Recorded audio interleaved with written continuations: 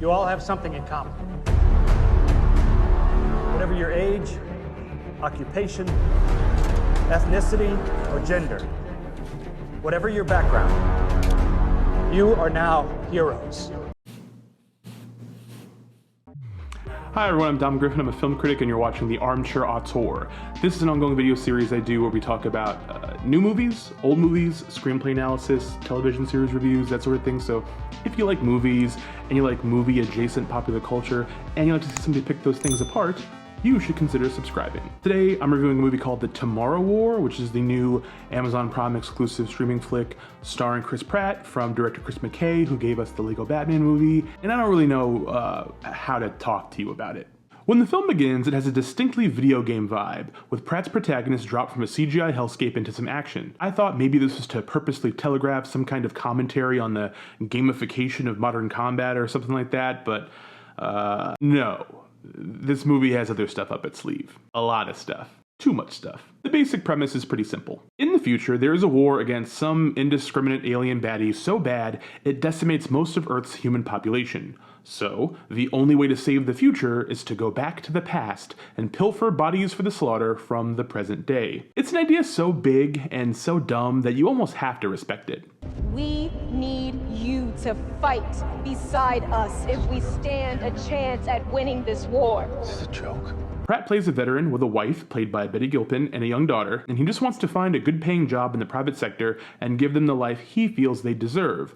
The life he didn't get to have because his father, J.K. Simmons, walked out on him in his youth. But that's easier said than done. Until, of course, the whole future war thing happens and he gets conscripted because, well, he's gonna die in a few years anyway. So he and a bunch of other regular folk mixed with the veterans get into a sci-fi boot camp and get jumped forward into the time stream to slice and dice some white spikes, the weird but well-designed creatures at the heart of this conflict. It's not a terrible setup, and it has a lot of potential to be something special, but there's just so much holding it back. Look, people talk about how ridiculous and nonsensical Tenet is, but this movie somehow makes even less sense. Like, sure, the movie works as a cartoonish allegory for the forever war in the Middle East and the impending doom of the climate crisis, how both omnipresent threats make it near impossible to fathom a healthy and happy future for us as a species. But it absolutely falls apart under even the barest of logistical scrutiny. Not to be all CinemaSins about it, but I initially had so many questions about how this concept functions. Instead of Nolan's corny hand wave in Tenet's first act, though, don't try to understand it. Feel it. The Tomorrow War conjures a scene during basic training where several audience stand-in characters, some of whom are literal scientists, ask relevant questions about how this whole deal is supposed to work, only to basically be told by the future soldiers to shut the fuck up and stop asking questions. Because the basic explanation of how this works is that it barely does, and even they don't fully understand it. So, zip it. He was like, Ben, just shut up, okay? This is a real plan, all right? Which is honestly fine. I appreciate a movie that doesn't have time to placate Reddit zombies who want to make charts and explainers. Good on you guys. It's also right around this little explanation piece that the movie starts to come alive. Look, I'm not the biggest Chris Pratt fan, and I went into this movie assuming he would be the weakest link and that he would be the reason I ended up not liking it because he just kind of bores me. But he actually avails himself quite nicely, and I think that I liked him more in this movie than I did either of the Guardians films or just anything else he's done ever since not being fat. But it's Sam Richardson who steals the show here. He plays like a regular guy thrust into this big fantastical situation, and he's obviously just there for comic relief, but it is pretty good comic relief. See, I don't get the criteria for what goes and what stays. They took my shorts, they left the jacket, which is clearly fashion over function. My man over there is wearing a chef's hat. I mean, I didn't get this. This isn't a military issue. I bought this at Ross Dress for Less for $30 because I thought it was gonna be cold in the van. Sorry, when I'm nervous, I talk, and I'm like on a scale of 1 to 10, I'm like a 97 on the nervous scale. Or maybe like a 98. You look like a murderer. No offense. Well, I mean, you do. He will kill you before I know, I called him a do. murderer. Welcome to Miami.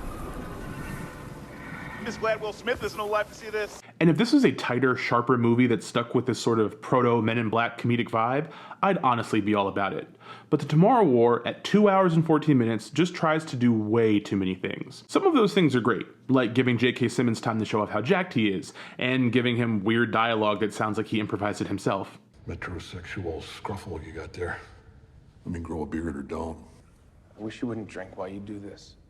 I wish Stevie Nicks would show up in her birthday suit with a jar of pickles and a bottle of baby oil. Sliced it up like Julia Child.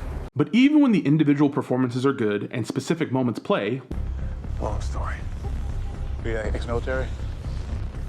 Yeah.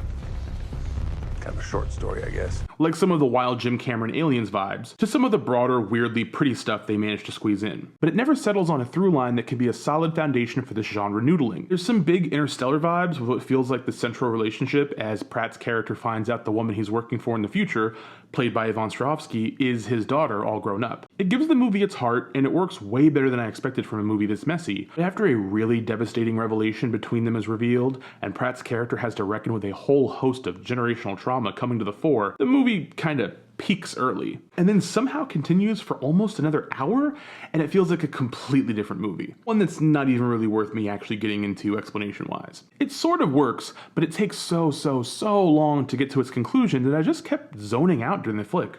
1 minute I think, this is just too stupid to exist. Then the next minute I'm like, this is actually kind of clever. But there's zero tonal consistency. The comedy can't properly sit alongside some of the real horrors in the grim Vietnam vet gone native tenor of some of its supporting players. And once the action itself becomes more prevalent, it just feels so samey that I started to glaze over during it, instead of, getting hype like I normally would. I was bored, and it's sort of my job to know why I was bored and explain to you guys why I was bored so that either you can avoid watching the movie or so that we can collectively pick it apart and figure out what doesn't work about it and maybe figure out how it could be better, how it could be improved theoretically. But outside of my usual go-tos, it should be shorter, it should be more coherent, I got nothing. This was originally developed as a theatrical release by Paramount, but they sold it to Amazon to avoid it flopping hard and awkwardly, which was the right call ultimately. But I kept flipping between, why did this get dumped on Amazon? It's kind of fun. And how did Amazon fall for Paramount's grift in buying this completely useless movie? Everyone that uses Amazon Prime is just gonna watch Bosch instead. I think McKay is a smart director, and the cast is solid to great, but you can't write one big sci-fi blockbuster that feels like it's 3 or 4 smaller ones stitched together with twine. It's not that you can't balance all this stuff and the shifting tones, it's just that you can't do it the way they did it, which is to not do it at all. Does that make sense? I saw this a few days ago, and I've honestly been putting off recording the review because I figured I'd have an epiphany about what I didn't like about the movie, and I haven't. It hasn't happened at all. I just keep thinking about it, and I keep thinking, I didn't hate this, but I didn't really like it. I don't ever want to watch it again. I'm probably not going to remember it by the end of the summer, but it doesn't feel so egregiously bad that I'm angry about it. There's enough stuff in it to where I had a good time, I think. I just tuned out so often, and I was pretty ready for it to be over at multiple times, and it just wasn't. I don't know. If it was shorter, if it made a little more sense, if it had a better consistency and style, I think I'd probably be able to go to bat for it, but I don't know. Should you guys watch it? I got no fucking idea. It's on Amazon Prime. If you have Amazon Prime and you want to watch a big shoot 'em up, rah-rah, sci-fi war movie, go for it. You could also just watch Edge of Tomorrow, or any number of better movies that are like this. As always, the choice is yours, but I'm leaning towards maybe. I don't know. I can't pick one way or the other. I think it's fine. If you like Chris Pratt, you'll probably enjoy it more than maybe other people will. And if you don't, you might have difficulty connecting with it. But if you like Sam Richardson, wait a week. Someone will probably make a YouTube video just collecting all of his scenes in one little thing, and you can watch that. I can wholeheartedly recommend that. That guy's fun.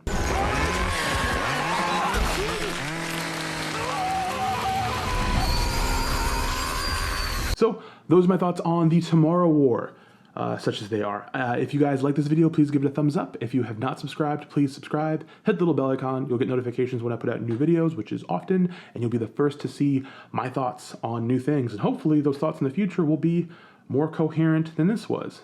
Maybe it is hard to put together something that makes a lot of sense. Maybe I'm starting to see where they were coming from.